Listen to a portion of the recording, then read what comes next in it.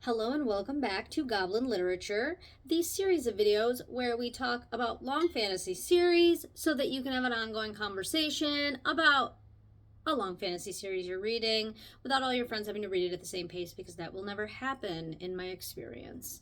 What we are reading currently is Zodiac Academy. This video will cover Zodiac Academy Book 2, Ruthless Fae, chapters 5 through 7. So, hopefully that's where you're at, or further. Spoilers will be contained for everything up until and through chapter 7. Let's get started. So we've got some interesting stuff going on.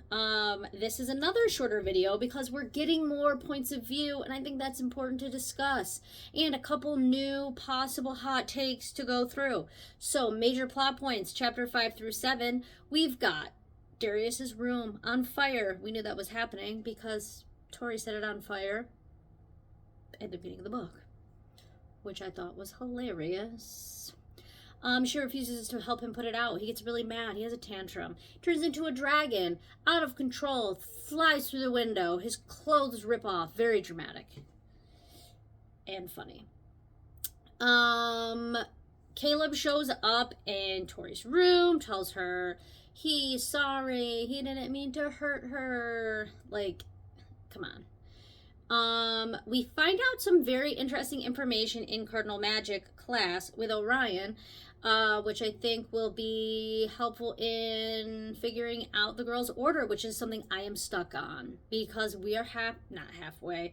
We're like a little bit into the second book, and we have basically no freaking clue what order these girls are, and that's something that's driving me nuts. I've discussed it in previous videos. It's because these books are long, but they don't cover a lot of time. So we're like 3 weeks into the semester or something, like maybe a month, and so like that's not a long time, but we're like hundreds of pages into this series. That seems like a long time. So the pacing of the books is weird. So we found out some information. We found out about some extinct orders. I'm not paying that close of attention to them because they were weird. I wrote them down in my notes. But there are a lot of orders, and there's no possibility that it would be even reasonable to expect someone to keep track of all of them, so I refuse. I did note that the Savage King was a Hydra, which is extinct. I don't really know what a Hydra is, other than, like, the Avengers. That red guy. Hail Hydra. You know, that's all I know. I could have Googled it. I didn't. I want to be surprised, okay? I don't want to do so much research for these videos that I'm just confused, or that I'm not confused. I want to be a little confused. I want to, like, be surprised and shocked by some plot twists. So Hydra, I assume, is the red guy from the Avengers, which goes in line with the Savage King. And by from the Avengers, I mean the guy, that red guy, obviously. So the mother of the Tori and Darcy is a harpy. I did Google that because I've heard of harpies before in other series, and I forgot what they are. It's like an eagle lady. Like the body of an eagle, the head of a lady. I don't know, like a griffin, but eagle. Essentially. And then, because they found out that Astrum was killed by a nymph, which I feel like was kind of obvious. Although I feel like they tried to mislead us and make us think it was a dragon. They want us to think Darius is, like, bad.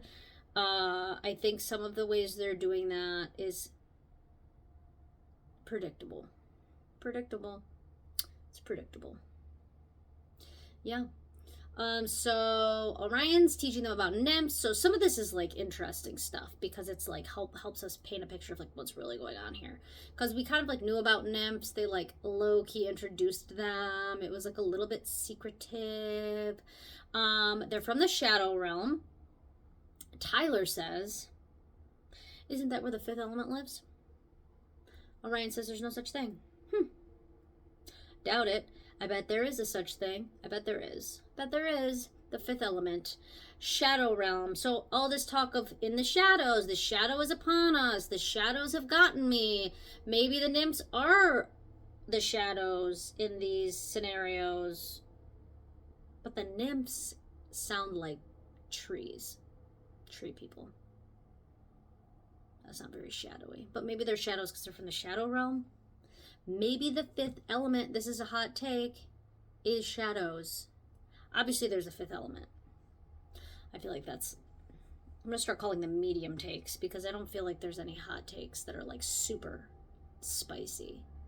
Maybe I'll call it medium takes, and if I ever get a hot take, I'll call it a spicy take. We'll see. Nymphs steal magic, which I feel like we kind of knew. They're up to something. And when they attack you, they like disable your magic. And Orion kind of tells them like, yo, run away, fight, blah, blah, blah. Duh. And then he gives Darcy detention for stealing the Stardust. So, more sexual tension during detention, I assume. That's what I'm envisioning. The reason I really wanted to do this video is because chapter 7 is a Darius point of view. I'm very excited about getting the heirs' points of view, as I've mentioned. So we got a lot from the Darius point of view. He like goes to see his family. We find out his brother is a Pegasus. His dad is enraged. His father is an abuser of his children. This dude literally sucks. Orion and Darius are bonded, which like there was some like indications of that kind of, but I didn't really like catch like exactly what was going on. Like I knew there was like something going on, but like I didn't know what. And then they talk about the draining dagger. I assume that's the dagger that Tori stole from Darius's room. I like to pronounce it rum instead of room. I don't know why. I just do. So, they talk about the draining dagger. I'm wondering, another hot take. This is why I don't like structure. I've been trying to do these videos more structured, and now I'm like jumping from plot points to hot takes. So, I guess let's get to the hot takes. The fifth element is shadow. That's my hot take. That's a spicy take. And the other one is that the draining dagger drains magic. This is a hot take. I have no idea if this is right. It drains magic like the nymphs. Maybe the nymphs, I just thought of this. Maybe the nymphs didn't even kill the freaking king and queen. Maybe someone did it with a draining dagger. That's a hot take. That's a spicy take, okay? I just thought of that right now. I'm thinking it through. I'm processing this idea in my brain. Also, Darius has it. And people think Darius was involved. And by people, I mean Astrum.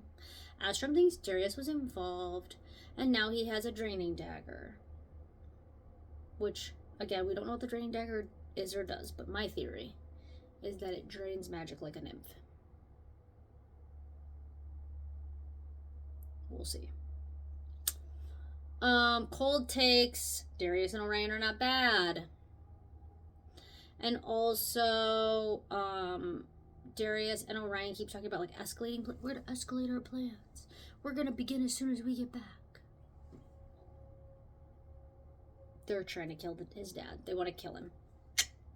They want to off Mr. Crux because he is a dick. Valid. That's valid. Sounds like a horrible human being. He's like the worst. So, he is super, I guess I'm going to call it xenophobic against other orders. It's discriminatory. He is a discriminator and he sucks. So, we gotta kill him, obviously. Would love to know what those plans are because this guy sounds like a lunatic, and this bond is very interesting. I'm curious, like, sounds like they tried to like get rid of the bond. They can't.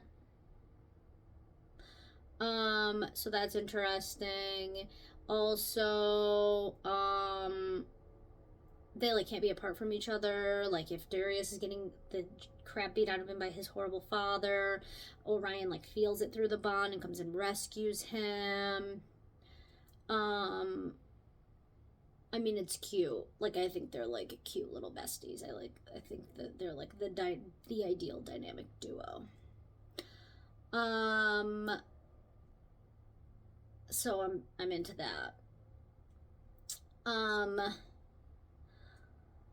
Yeah. Otherwise, they did mention room searches for what's up next. Room searches, the FIB, which is cheesy. So the FBI, the FIB. A lot of the stuff in this book is super cheesy. So I don't know if I like that or not. It's kind of like mid. But they're doing room searches, so I'm interested to see how Tori and Darcy like hide all their crap that they stole, including their draining dagger.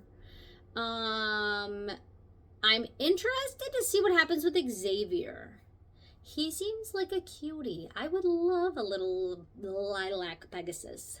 Just like, I'm just imagining him being like cute and glittery, which is what it sounds like Pegasus are, which is why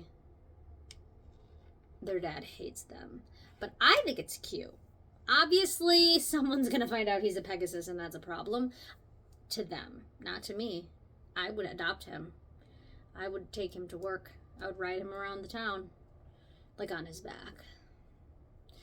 And then, yeah, I mean, I'm curious to see, like, this bond is interesting. I feel like there's going to be some implications there. Something's going to... I assume eventually they'll figure out how to end the bond. But, like, I feel like that's, like, way down the road. We're, like, way down the road. Very far. But, like, I kind of like that they're, like, little bonded besties. It's cute. It's, like, delightful. So, we'll see what happens with that. Otherwise, like, up next, like, we're gonna see kind of what happens with all the revenge still. They haven't really done much of that. They found that book for the werewolf fleas, so that will be interesting to see if they give Seth fleas, because he sounds like he deserves them. He sucks. And then, or lice, werewolf fleas, whatever. He's gonna be itchy, I would assume, if they can pull that off. Interested to see what other revenge that they get. I feel like some of the stuff in these books is like extreme. Like, it's just wild that, like, the one girl gets her hair cut off, but the other one almost gets killed. And it's like they act like those two things are like the same. And I guess, like, being traumatized is being traumatized. But, like, being on the verge of death versus getting your hair cut off, I don't think those are the same. Also, like, getting your heart broken versus almost drowning.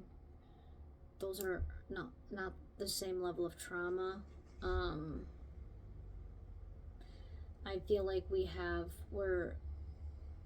some problems with the extremeness of some of these things. Like, certain things are like mid, but certain things are like super psychotic, and it's treated that those levels of trauma are the same. And I mean, I guess I've never almost been killed or had all my hair cut off, so maybe they're very similar. Maybe it depends on the person. I don't know, but that seems like those are very not similar things to compare. So that's an interesting observation. I'm wondering if it's significant that they gave us Caleb and Darius's point of views, and those are the first two. I assume we'll get more, but those are the first two that we get. Like, is that supposed to be significant, or is that just like conveniently how things are turning out? Because I think Caleb and Darius are not bad. I think Seth and Max are. I think they're, or at least less good. So I wonder if they're like, if we're getting them like the good ones first, or the less bad ones, the heirs. We'll see. But if you have any hot takes, spicy takes, cold takes, let me know. Like this video, comment, subscribe. If you want to keep up on the read along, I will continue reading and posting videos. And I'm hoping things get a little more exciting. So far, it's like medium exciting. Nothing insane has happened. I mean, the end of the first book was a little bit hyped. Like, some stuff did go down, like Astrum. We found out what Falling Star was. I didn't think it was that, like, I wasn't that excited that it was Astrum. I'm like, this is, like, fine. And then, obviously, the girls, like, getting, like, assaulted. That was a lot. Orion saving the day. That was fine.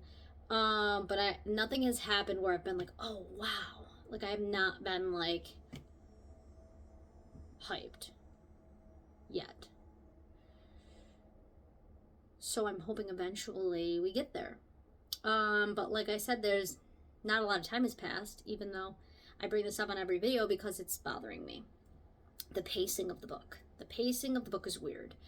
We are a quarter or something of the way through the second book. We're like 3 to 4 weeks into the semester. That's weird. The third book is The Reckoning. I looked to see what the next book is, and I feel like when I was reading like the titles of all the books initially, I was like, oh, The Reckoning must be like several years in. And it's like, I assume like 2 months into the semester or something. Like, it's very poorly paced. Or my brain's just not understanding it. That's also a possibility.